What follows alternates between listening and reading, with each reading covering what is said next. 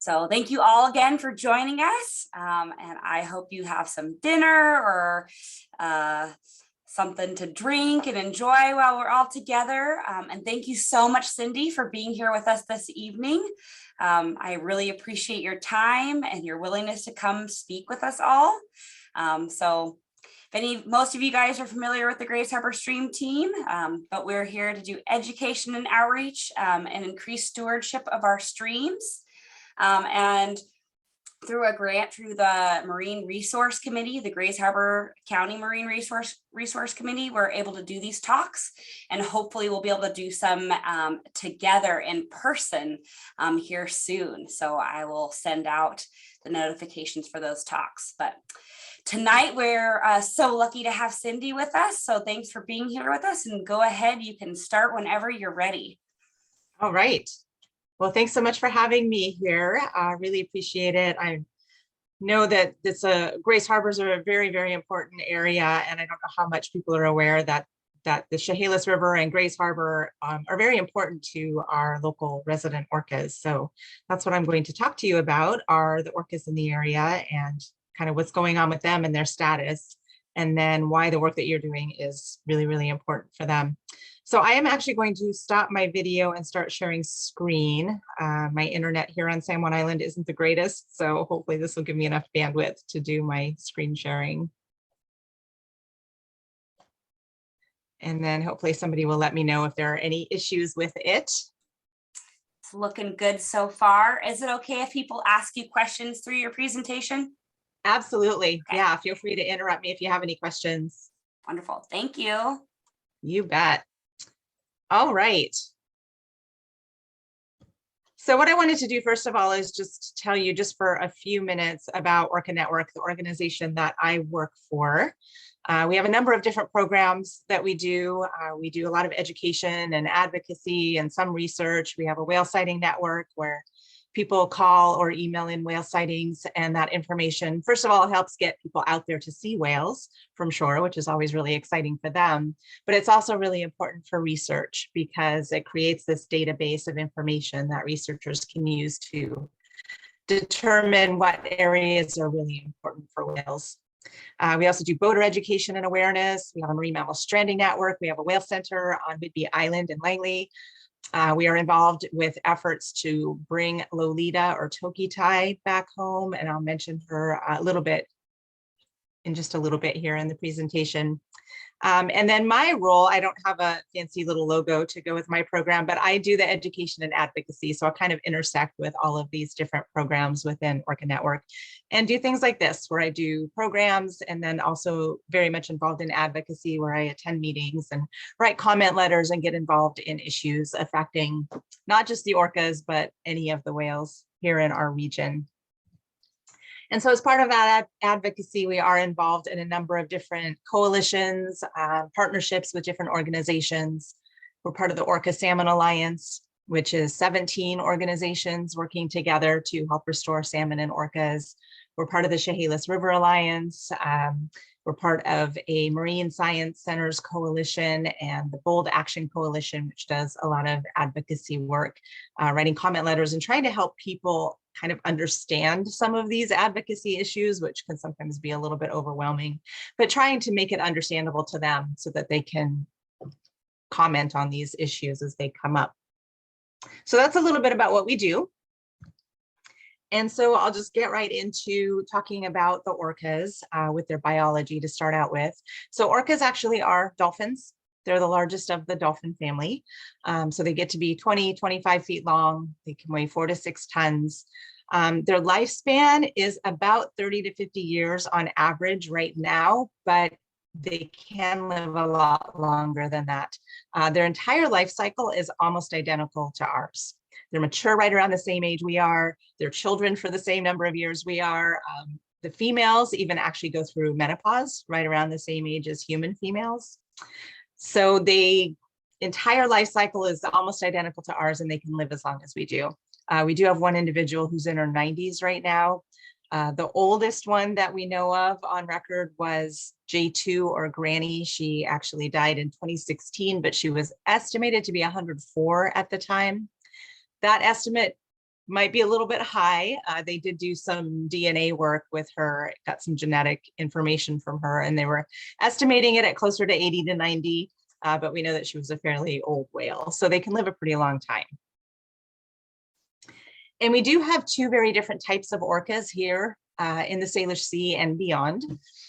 They are considered the same species, but they are very different from each other. So the term that we use is ecotype.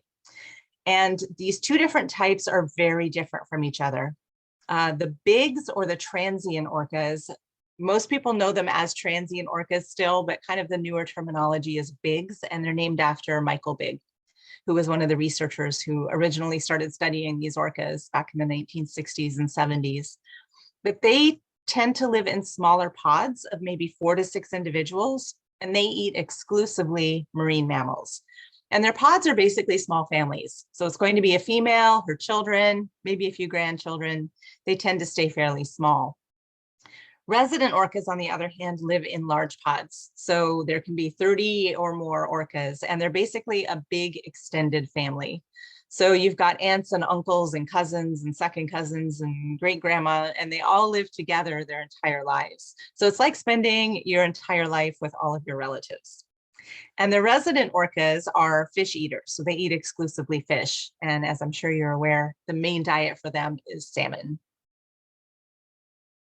Now, these two different types of orcas, again, are very, very different. They have different diets, they have different behaviors, they don't mate with each other, they don't socialize with each other, they are completely separate. They've been genetically distinct for tens of thousands of years.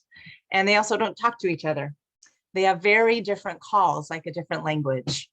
So I'll play some of the calls for you. Hopefully you'll be able to hear this. This first one, these are Bigg's orcas, the marine mammal eaters.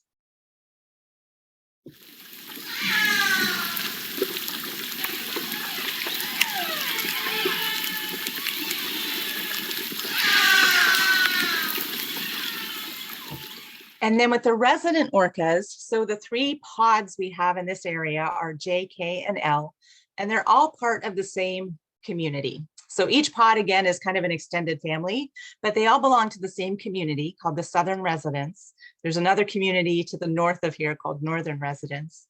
But the Southern Residents, they can communicate with each other.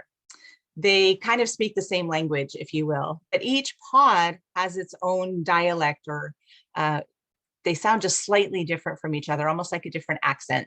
So it's kind of like having somebody from Washington State, New York, and Texas. They all speak the same language, but they sound slightly different from each other. So this is J pod.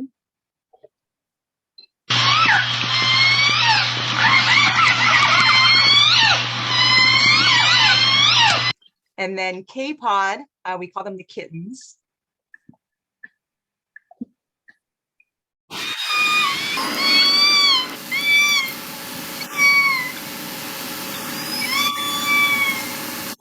And L pod, a lot of people think sound like birds.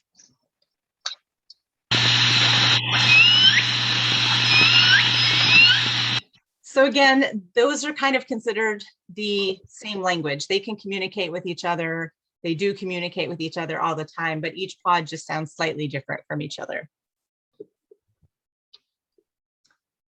So these orcas not only have unique diets, unique behaviors, unique acoustics, they also have unique cultures. They're very different from each other. They have behaviors that are transmitted down through generations. So resident orcas have their own kind of culture and their own behaviors that they do that are very, very different from the Bigg's orcas, that are very different from the Alaskan resident orcas. So they all have unique cultures, and that's something that is found in orcas all over the world, is that they're all very different from one another. Orcas also have the largest, most complex brain on the planet. It's about 4 times the size of ours. So their brains actually are capable of high intelligence, emotion, empathy, culture, sympathy, all of these things they are capable of, just like we are, and in some aspects even more so. And they're also self-aware. That has been proven. So these, again, are incredibly intelligent animals, and they live in these social groups, and they have emotion and they have sympathy for one another. Now, scientists started studying these orcas back in the 1960s and 70s. I mentioned Michael Bigg. He was one of the first people to do this. And then Ken Balcom with the Center for Whale Research followed shortly after. And they realized that they could actually tell all of these individual orcas apart from one another. So you can tell males from females, which isn't always the case in all whale species or even dolphin species. One way to do that is if you can see the underside of the orca. So if they happen to jump out of the water or breach like this, then you can see the underside. You can tell if it's male or female. They all have this white patch on their belly. If it's a circle shape, it's a female. If it's more of an hourglass shape, then it's a male. And so you can tell that at any age. But if you don't see the underside, then you kind of have to wait until they're teenagers before you can figure out the sex. And the way that that's done is through the dorsal fin. So females and young males have a dorsal fin that's about 2.5, 3 feet high. And then the male orcas, when they get to be about 11 or 12 years old, their fins will start to grow, and they'll keep growing until they're about 20 or 21 years old. And then they can be about 5 feet high. So these three on the top here are females. And then on the bottom, we have a young male over on the left. And then in the middle is a teenage male whose dorsal fin is starting to grow. And then at the end here is an adult male. So you can really see the differences. You can also use those dorsal fins to tell individuals apart. The shape of the dorsal fin is very unique. And they also have sometimes notches or cuts in their fins. Like if you take a look at J47 notch here, you can see he's got a notch. We really don't know how they get those. They just sort of show up with them, probably roughhousing play maybe with each other, but we're not exactly sure. But it does help us identify them as individuals.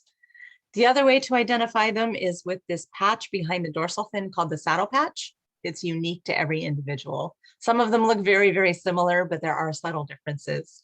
So by putting those two markers together, the dorsal fin and the saddle patch, you can tell who each individual is. And they're all kind of given two names. The letter and the number that you see here is given to them by the Center for Whale Research. And it indicates what pod they're in and what their birth order is in that pod. So J22, for example, was the 22nd orca born or identified in J-pod since they started studying them in the 1970s. And L109 was the 109th orca in L-pod. And then they also get this common name through the Whale Museum on San Juan Island. They do an orca adoption program and they do a naming contest. And that's how they get these common names like Oreo and Notch and Racer. So all of the individuals are known through this photo ID, and that's how we know exactly how many are in the population. So it isn't just an estimate, we know exactly the numbers. And since they stay together for life, if an individual is missing, then it's presumed that they have died. So that's how we know the exact numbers. So before I go into talking about the population status, I just want to mention that the tribes in the area have a lot of reverence for orcas. Orcas are kind of a totem animal for most of the tribes in the area. They are sacred animals and they have a very strong relationship. Many of the tribes consider the orcas their relatives under the sea. But that has not always been the case for the rest of the population, human population in this area. Back in the 1950s and 60s, even before that, people did not have a lot of respect for orcas. They basically considered them competition for salmon. They thought that they were dangerous to humans. We know now that they are not. But at the time, people didn't know that, and they used to just shoot at them. It was really common to have rifles set up on the edges of the islands and just shoot at the orcas as they would go by. They were also used for target practice for a number of years, believe it or not.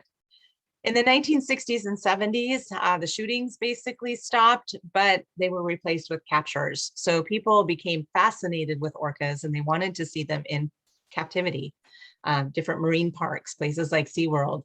So captures took place all over the world, but this area was pretty heavily hit. And in about 12 years, approximately 1/3 of the population was removed. So it really had a significant impact on them. Captures have been illegal here since 1976, fortunately, and of course, people can't shoot at them anymore because of the Marine Mammal Protection Act. But these two things really did have an impact on the population, and they still haven't quite recovered from that yet.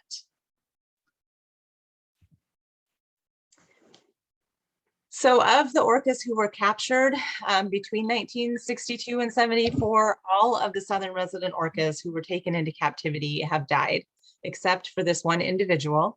Her name is Lolita. That's kind of her stage name. Her original name was Tokitai. And she lives at the Miami Seaquarium in the oldest, smallest orca tank in North America. And the organization I work for, Orca Network, along with a lot of other partners, have been trying for many years to bring her back home to kind of a seaside sanctuary, sort of a retirement home for her. The efforts, of course, have been really unsuccessful up to this point, but things are changing kind of rapidly there. And we don't know exactly what's going to end up happening, but the Miami Seaquarium sold recently, and in transferring the permit over to the new owners, they left her off of that permit. So basically they said she cannot be put on display anymore. They've also been cited for a lot of issues with her tank and with the aquarium. So we're not sure what's going to happen. They cannot display her anymore. So we're hoping that that will kind of lead them to decide to bring her back out here to be able to live out the rest of her life in a sanctuary. But we're just kind of waiting to see what happens with that. There's a lot of conversations going on, and we're just kind of in a holding pattern at this point. So I'll just pause here for just a second and see if anybody does have any questions before I move on to kind of the current threats to these orcas.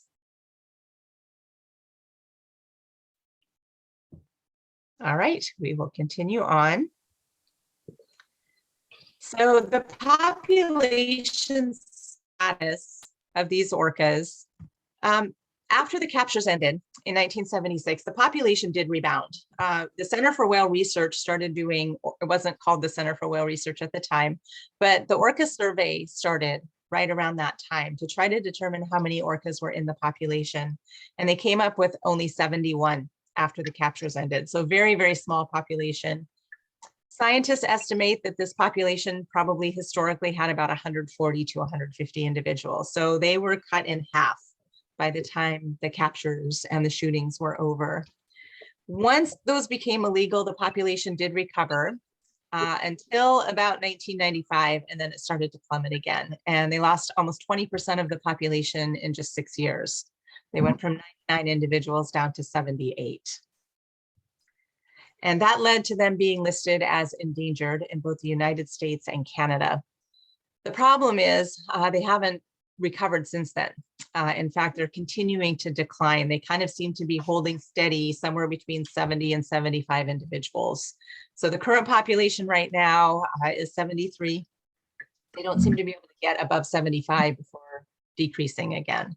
So they are definitely still facing a number of threats, and all of the efforts that are going on, there are definitely a lot of recovery efforts happening, but they aren't enough at this point. So there's a lot more that needs to be done to help them recover. So what are the current threats? Well, noise and disturbance is one of the concerns with these orcas because they're in a very populated area. Harrow Strait, which is an area that they like or used to like to forage in, particularly during the summer months, which is off San Juan Island, between San Juan and Vancouver Island.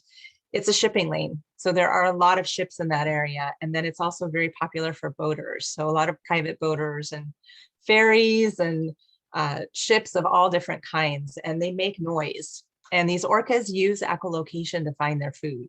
So if there's too much noise underwater, it could disrupt that. So that's one of the big concerns with shipping noise. Now, in terms of recreational boating, there are some regulations in place where people need to stay 300 yards away, and they need to lower their speed to 7 knots when they're within a half mile of these orcas. Scientists have found that speed is the biggest contributing factor to noise. So slowing the boats down can make a huge difference. I will say whale watching boats have been getting the brunt of the blame for the boat noise, but the whale watching boats in the area have been following their own set of guidelines for years that actually, used to go above and beyond what the laws were. And they also try to do their best to alert recreational boaters when there are orcas in the area. So they'll kind of call them on the radio, they'll lay on their horn, they'll sometimes even position themselves in front of a boat that's about to head in towards an area where there are orcas. So they are doing their best to educate and to try to minimize their impacts. Not to say that everything is perfect and there can't be improvement. There's always improvement that can happen, but they are really trying their hardest to minimize their impacts. Toxicants are another big issue for these orcas. They are at the top of the food chain. And so being at the top of the food chain, they basically biomagnify all of the contaminants and toxicants that are in the water. And these are industrial chemicals for the most part. They aren't really being affected much by pieces of plastic, for example. They don't really eat that like some marine animals do. Of course, those plastics break down into chemicals, which can make their way into the food chain. But what happens is when you have these chemicals out there, they're eaten by plankton. And then when the fish comes along and eats, for example, 10 plankton, the fish now has 10 contaminants in his body. And then you've got the salmon who eats 10 of the small fish and has 100. And then you've got the orca that eats the salmon and now has 1,000. So it builds up in the food chain, it biomagnifies, and orcas being at the top of the food chain are getting a huge amount of these contaminants. And our orcas here in the area are some of the most toxic marine mammals in the world. We're not exactly sure what effects these contaminants are having on them, but certainly it could be interfering with their immune and reproductive systems, among other things. The other concern for these orcas is oil spills and hazardous substance spills. Some of you may remember there was a container ship last year south of Victoria that ran aground, and there were during a big storm, and there were container ships full of hazardous materials that were being dumped into the water. We don't know if that was a problem for the orcas or if it kind of made its way out to where they were, but it was certainly concerning, and they were in the region, for a couple of days that this was happening. And then oil spills are a huge concern. The Exxon Valdez oil spill that happened in 1989 almost completely wiped out a pod of transient orcas. They're called the AT1 transients. And that population was always relatively small. There were only about 22 to begin with, but they are distinct, just like the southern residents are. And today, as a direct result of that oil spill, there are only 7 individuals left, and none of them are breeding females. So that population is functionally extinct. They are going to become extinct at some point. So oil spills are a huge concern. We certainly don't want something like that to happen to the southern residents. And then prey depletion is certainly the biggest issue that these orcas are facing. All of these things kind of work synergistically together, but prey depletion is a huge issue because not only is there not enough prey, but the prey that is out there is full of contaminants. And we do know that some of the salmon runs in the area are 10% of what they used to be. And this is for a number of different reasons that I'm sure you're all aware of, from habitat loss to dams to climate change. All of these things are affecting salmon. And these orcas are a little bit on the picky side. They will eat some other salmon, but primarily they are looking for Chinook. Chinook makes up 80% of their diet. Sometimes of the year, like in the summer, it's higher than 80%. And then during the winter, it goes down to about 50%, depending on where they are and what time of year it is. But it is a huge part of their diet. There's possibly some reasons for that that go beyond just the fact that they're picky. And I'll cover that in just a moment. But prey depletion is probably the biggest issue that they're facing. Just as a comparison, the Biggs orcas, the marine mammal eaters, are absolutely thriving. The population is increasing at about 4% per year. They are reproducing, they are doing incredibly well. They're in really good body shape, and they face 2 of the same threats that the southern residents do. They're around the same amount of boat traffic. They're here in this area just as much as the residents are, if not more so. And they also have the same amount of contaminants in the water system. And in fact, their contaminant levels are actually higher than southern residents because they're eating higher on the food chain. they're eating seals and sea lions and porpoises that are eating fish. So their contaminant levels are actually higher. The big difference is the prey availability. They have a lot of food. There are a lot of seals and porpoises in these waters. And so they have abundant prey. And that's the reason that they are thriving and doing so well. So lack of prey, how is that affecting our southern resident orcas? Well, first of all, obviously it's leading to poor body condition. If you don't have enough food, your body condition isn't good. And then we know that when they don't have enough food to eat, they metabolize their blubber, and the blubber is where all the contaminants are stored. So that's when those toxicants start going through their systems and causing problems. We also know that their mortality is correlated with coast-wide salmon abundance. It isn't just one salmon run. And I have a graph that I'll show shortly that really kind of amplifies that.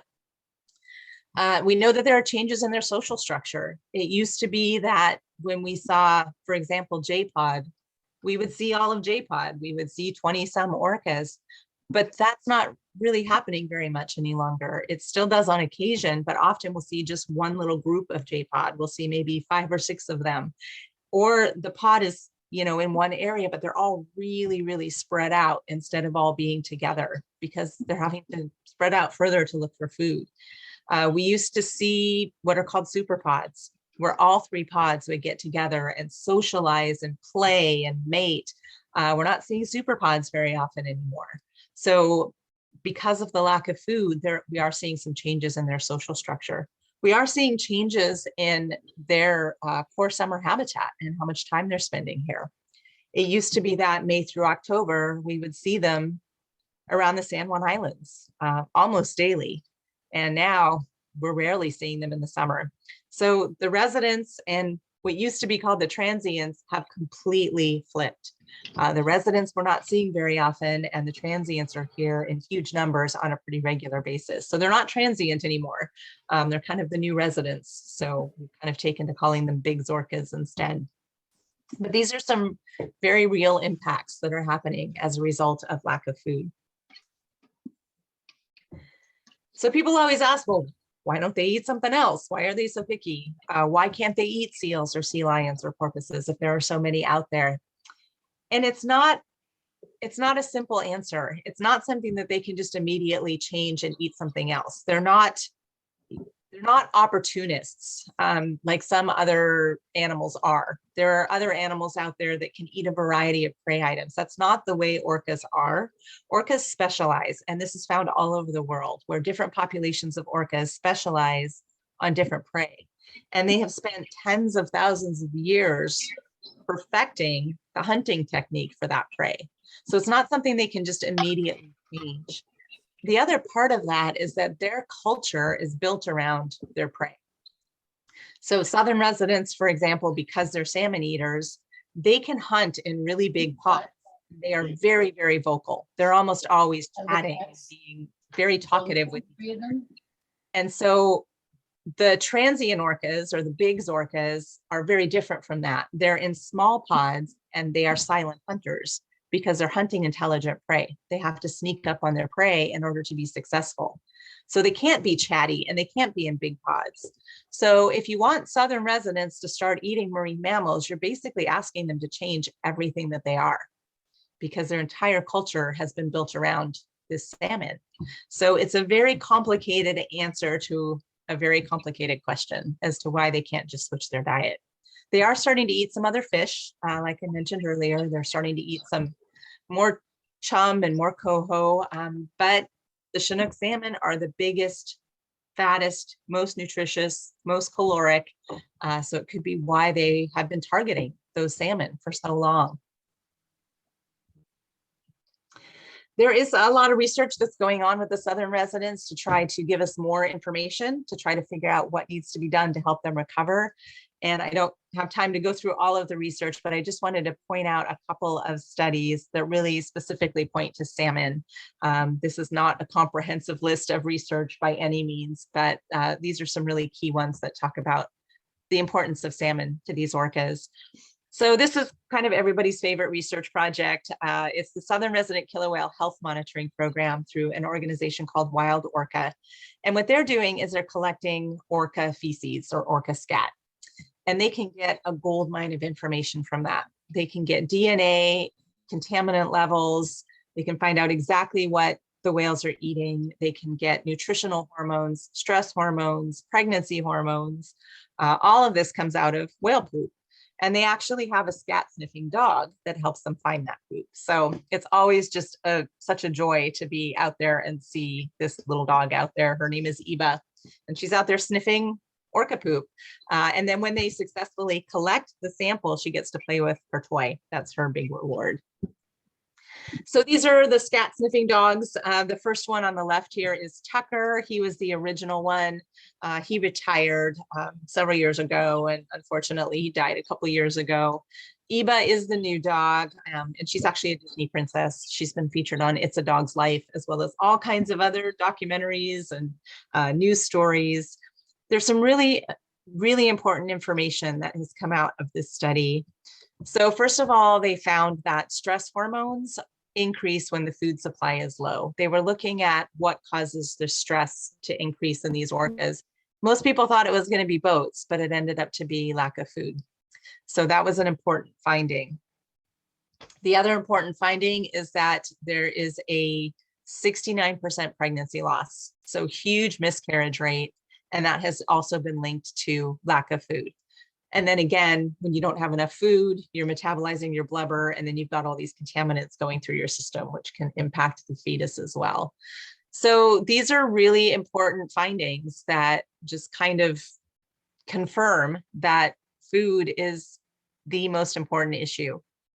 Not to say that the contaminants aren't important and we don't need to clean up the water, and that we don't need to slow down the boats and reduce the ocean noise. But if we can make sure that they have enough food, those issues might not affect them as much. So in terms of the pregnancy loss, when they first kind of discovered this, when this information first came to light, right after that in 2014, this female J32 Rhapsody was found dead up by Vancouver, BC. And it turned out that she had a full-term fetus that she had miscarried and was unable to expel it. And then the resulting infection ended up killing her. So that was kind of the big in-your-face proof of these pregnancy losses. And then there have been, other cases since then. I'm sure many of you were aware of this one. This was seen all over the world, got a lot of international attention. J35 Telequa gave birth to a female calf in 2018, and that calf only survived for about a half hour. And then she ended up carrying the body of her calf for 17 days, for about 1,000 miles, all around the Salish Sea, out into the ocean and back again. So it was a big cry for help, and some of the researchers started calling it a tour of grief. And one thing that was really, I won't say positive, but one good thing that came from that is it really increased awareness.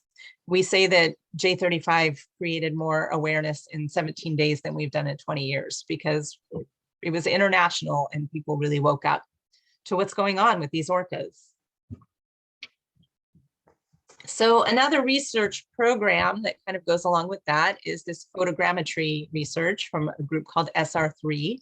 And what they're doing is taking drone photos and videos of the orcas, and they're looking, first of all, at body condition and health. So they can tell, even within a season, if an individual is perhaps getting thinner or is perhaps not doing well. They can also tell if the females are pregnant by looking at these drone photos. So for example, if you look on the left here, here's J35 Telequa. She was seen in September 2019. So this was after she lost her calf. She was looking normal at that point. So that was good news. There was a lot of concern that 17 days she wasn't eating, and perhaps that was going to be affecting her. But in this picture, she looks normal. And the one on the right, in July 2020, almost a year later, she is pregnant. So that was really good news. Of course, everybody was a little bit nervous when they heard that news. But the exciting thing is she did end up having a healthy calf. So this is the picture on the right, her with her new baby. little J57, who is still alive and seems to be doing really, really well. So that's some good news that came out of that whole really, really sad story. So some other important research that has been going on is a program with the Center for Whale Research, and they're working with the University of Exeter, and they're doing drone work as well. And they're looking at kind of social structure and also at prey sharing. And we kind of knew that these orcas were sharing their prey. And that's one of the reasons why Chinook salmon is probably so important to them, because if you're going to share your prey with your family members, you need a big salmon that's going to feed your entire family.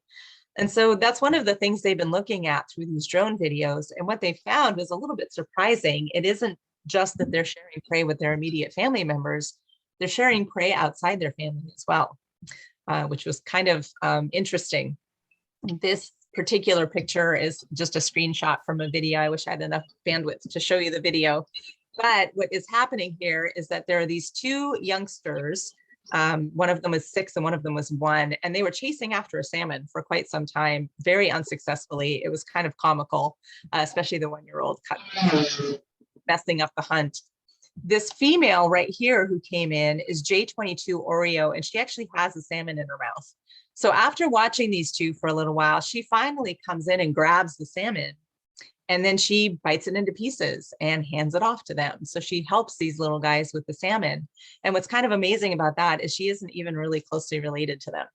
They're in the same pod, so they're kind of loosely related, but they're not immediate family members. So she actually kind of took some time out from her own hunting, used her experience, helped catch that salmon so that these little guys could get some food. So that's the kind of thing they're finding with this prey sharing, which is pretty amazing. And it kind of, again, just shows how intelligent they are and goes back to that big complex brain that I talked about earlier, where they have emotion and they have empathy. So going back to the coastwide salmon, again, you can't just pinpoint one river system and say that, well, if we restore the Fraser River, they'll recover, or if we restore the Snake River, they'll recover. It needs to be coast-wide. All of these river systems are important, especially at different times of year. So the Fraser River is incredibly important in the summer. The Snake and Columbia River are incredibly important during the winter. And then there's everything in between. So what this graph is showing, it's a little bit outdated, it ends at 2020, but you kind of get the idea that on the top here is Chinook salmon, or is orca mortality. So the top is mortality of the southern resident orcas. The bottom is Chinook salmon abundance. So you can see that when Chinook salmon abundance is high, mortality is low. When Chinook salmon abundance is low, mortality is high. So there's a direct correlation between those. And again, that's kind of putting all of the river systems together. Another part of that is that NOAA and Washington Department of Fish and Wildlife put together a priority Chinook stock report where they were kind of looking at modeling, conceptual models of what runs are important to these orcas. And what they found is that, it isn't just one run. You've got all these different river systems here. You've got Puget Sound, Columbia, Snake, Central Valley, in Oregon, California. All of these runs show up in this Chinook stock report. Some of them are more important than others. Like, for example, Puget Sound is a 5 out of a 5 score. And then you kind of go down to the Fraser, which is a 4.25, which is really high. So all of these runs are incredibly important. And the one that is highlighted here is the one I wanted to point out, which is where you all come in. This is the Washington Coast Chinook stock, and that includes the Hoh, Quileute, Grays Harbor. So this would include the Chehalis River as well. So it is a priority Chinook stock for them. And that's why the work that you are all doing is really, really important, because it is important to these orcas. And I know you're all aware of this issue with the Chehalis River Dam, which kind of falls under this category of a priority Chinook stock. And this is something that I've had the pleasure of working on with Lee and RD and Linda and a number of other people in the Chehalis River Alliance, trying to stop this dam from going in for a number of different reasons that I'm sure you're all aware of. There are impacts to tribal culture, impacts to salmon, which of course impacts the orcas. And we all know that the local actions that they could do would be much more effective, would create local jobs rather than bringing people in, and it would help restore the entire basin instead of just one area of it where the dam would be. So this is a big issue, and it's not a big issue just for tribes and just for salmon, which are enough all on their own, but it's also a big issue for the southern residents. They need salmon from all runs. I can't stress that enough. If you lose one run, that could be enough for them. And we also know that if the salmon runs that they're used to eating aren't producing salmon anymore, they're going to go look for it somewhere else. And that's what we found, particularly in the summer with the Fraser Chinook salmon runs declining so much and them not spending time here anymore in the summer. They're out in the ocean and they're looking for salmon where they can find it. So as these other salmon runs continue to decline or don't recover, the ones that are still relatively healthy become even more important. So this is a big issue, and I want to applaud everybody who is continuing to work on this. So here's how anybody can help the orcas, not just with the Chehalis River Dam, but with all of these issues that we talked about. We actually created a card on behalf of J35 and her 17-day tour of grief. We created a card that has 17 actions that people can take to help these orcas recover. And this will be on our website. We just created a brand new website, so we will get this up there hopefully soon if anybody wants to download it. But these are all things that I know a lot of you are already involved in, reducing your use of plastics, driving less, trying to reduce your carbon footprint, and advocating, speaking up on some of these issues, attending meetings, writing letters. All of these things are really important. And also reporting whale sightings. If you ever happen to be, off the coast and you see whales go by, please report those to Orca Network. Again, we have a whale sighting network, and that information is really important for researchers to try to determine what areas are important for them at what times of year. So kind of to end with, I get asked this question, what happens if we lose the southern residents? I mean, we have other orcas here, right? So what's the big deal? I've heard people say that before. And in fact, when the original petition came out to list these orcas as endangered, the petition was denied. And that was the reason that was given, was because we have other orcas here that would fill that niche. So is it that big of a deal if we lose the southern residents? Well, it is, right? Because they are unique. They are a unique culture. They're, like we talked about, very intelligent, and they have their own language. They have their own culture, their own social structure. So if we do lose the southern residents, this is kind of one of my favorite quotes from Alexandra Morton, who is kind of a hero to those of us in the orca world. She said, if we lose the southern residents, it will be the first extinction where every individual's name was known.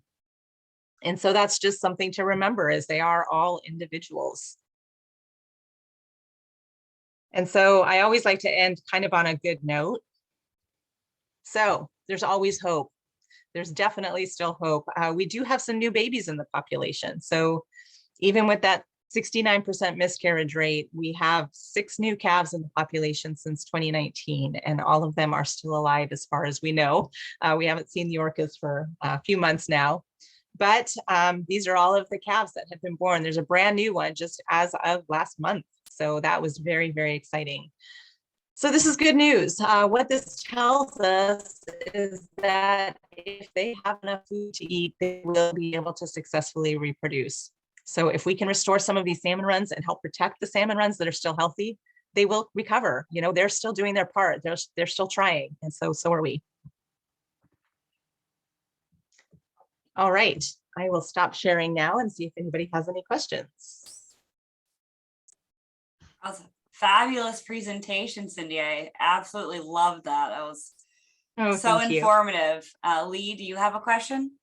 Yeah, thank you, Cindy. I'm wondering, I never hear about orcas actually coming into Grays Harbor. Is that because it's too shallow, or are there any documented visits of orcas of any of the types in Grays Harbor? I have not heard of any accounts of orcas in Grays Harbor. I've heard of a couple of gray whale reports in there, but I've not heard of orcas in there. However, we do know that they are just off the coast there.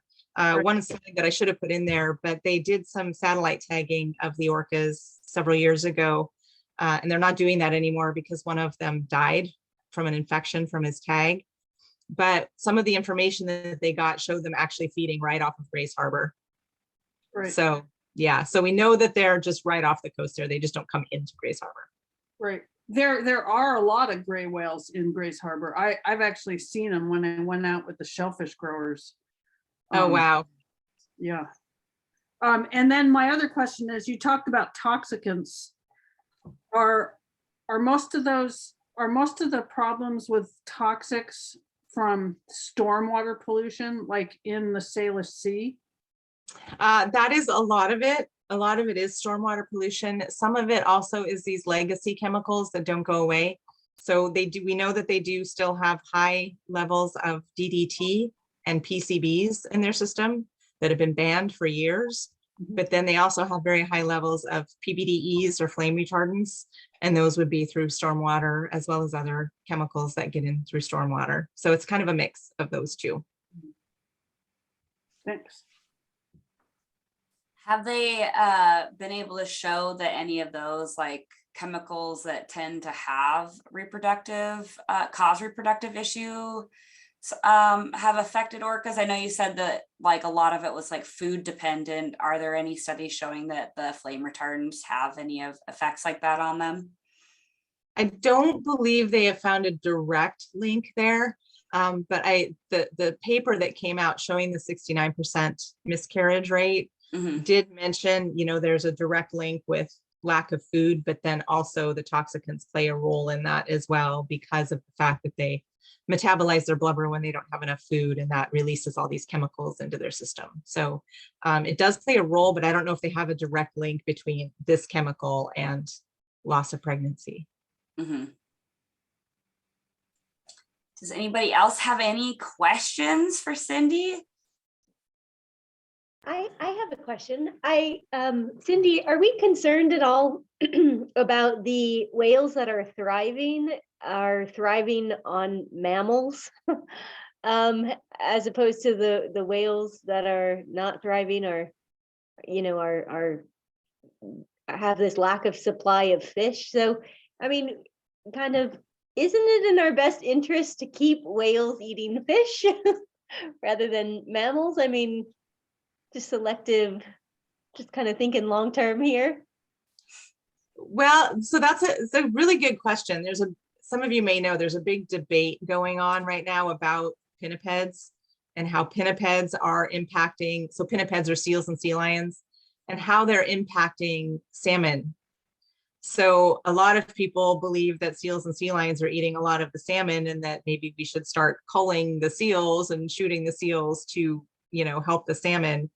But the Biggs orcas are actually, somebody once described them as the best pinniped culling machine there is. Like, they are actually helping to bring that population back into balance.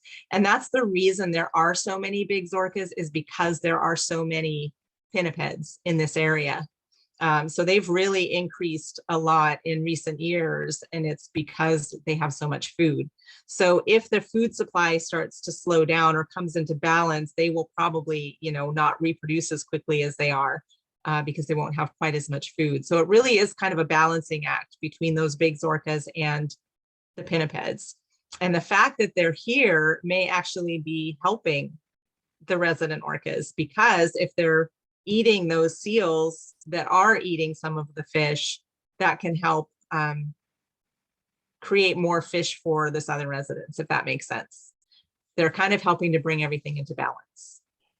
Did that kind of answer your question? Yeah, no, yeah, that makes a lot of sense. So then,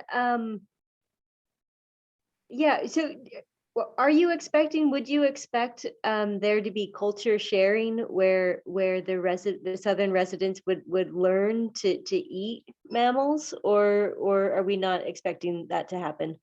We do not expect that to happen, just because they are so different from each other, and they really don't want anything to do with each other. They completely ignore each other. When they're in an area together, they will pass by each other and completely ignore each other. It's really amazing. Like they don't mate with each other. They don't have any shared calls, and they are completely separate. They don't like each other. Oh, oh, okay, yeah. Yeah, I know it's a really, really good question. But we don't expect that to happen just because of their different cultures. Well, it was a really good presentation, Cindy. Yeah, that was really Really? informative. Thanks for taking the time to do this. Yeah, you bet. My pleasure. Lee, do you have a question? I do. I can't help myself. So Cindy, what do you think about the whole, like you were just talking about the pinnipeds. What do you think about the whole plan to call sea lions that are eating salmon from the Snake River and other places like that, from the dams? Or Yeah, that is such a tough one. I mean, you can look at the pinnipeds in, say the Salish Sea, and there's not enough evidence to show that they're eating enough salmon to make a difference. On the Columbia, it's a very different system, right? Because you've got this bottleneck and it's just easy pickings for these sea lions. So it's a really, really tough one. I get where they're coming from, but I don't, we created this mess and now we're going to respond by killing these sea lions. So I am opposed to it, but I don't know what the answer is. I want somebody to tell me what the answer is to do something other than killing them. So that's kind of where I'm at. I don't like the fact that it's happening, but I don't have another answer. thank you.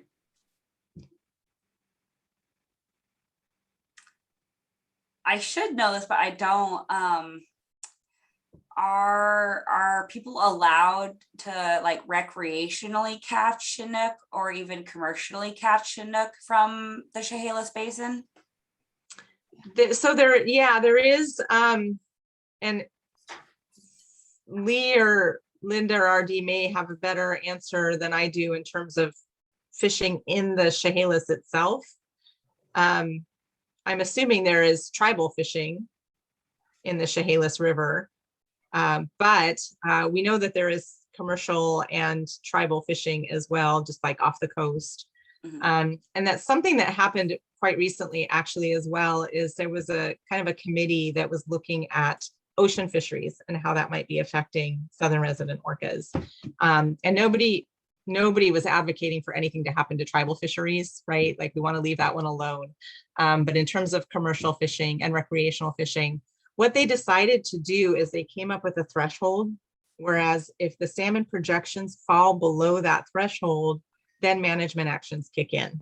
And those management actions could include time closures, area closures, number limits, that type of thing. So that's the first time they've ever really done anything with fisheries in southern residents, which was interesting.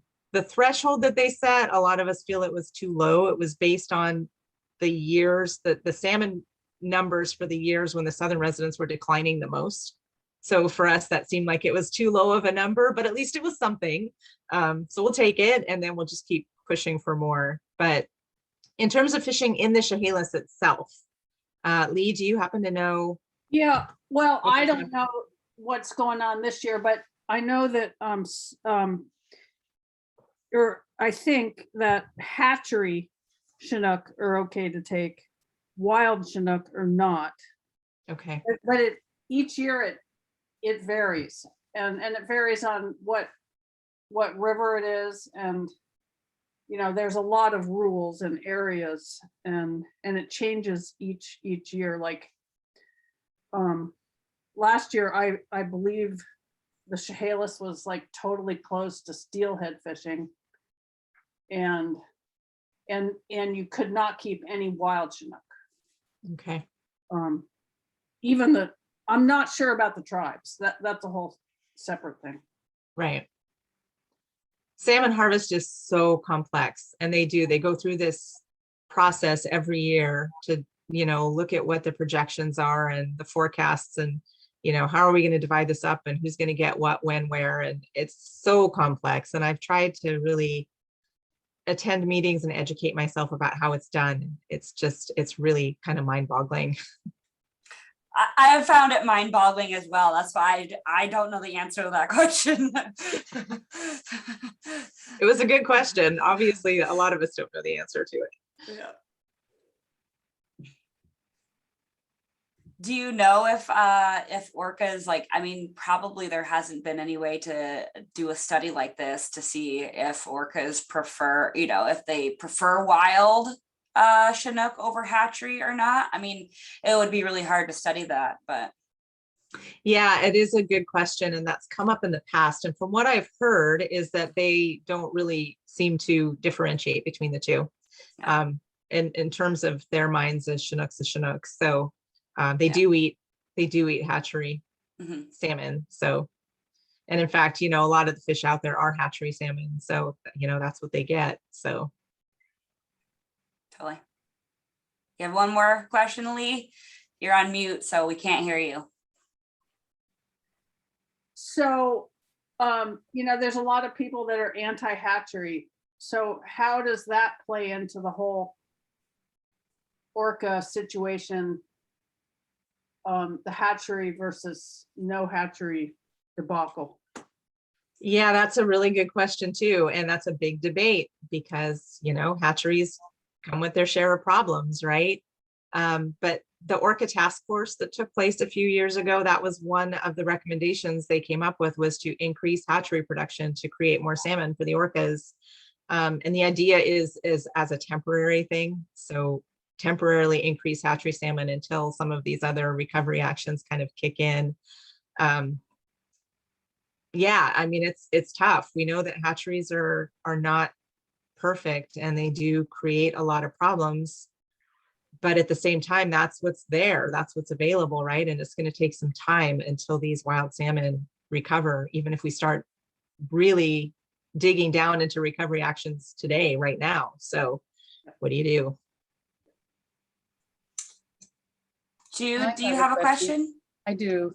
Thank you.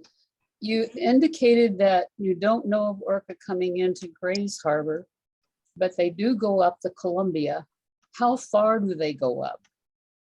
Do they ever follow the seals all the way up to the dam?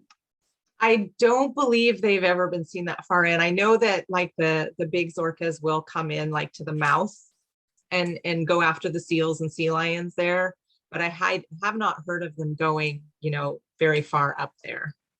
I'd have to try to find out, you know, what's the farthest and they've been seen, but I think it's more like right around the mouth. Okay, maybe it would be nice if we could find a lure that we could put in the river to get them up there to control the the seals eating salmon. Well, yeah, I mean, that's what we said. Balance. We just need to get those big orcas in there and they'll take care of that problem. We won't have to start shooting them. Thank you. Thank you.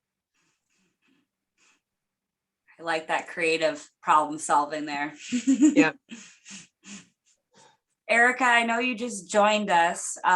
We're just finishing up here with the talk, but if you want the recording, I'll be posting it to the Stream Team Facebook page, and I can share it directly with you if you want to provide your email. Anybody else have any questions? Oh, go ahead, Erica. I saw you unmuted yourself.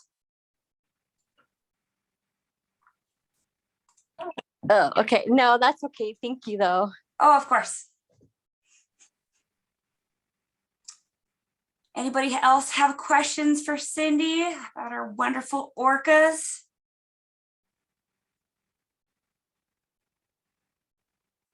Linda and Artie said thank you. Great talk.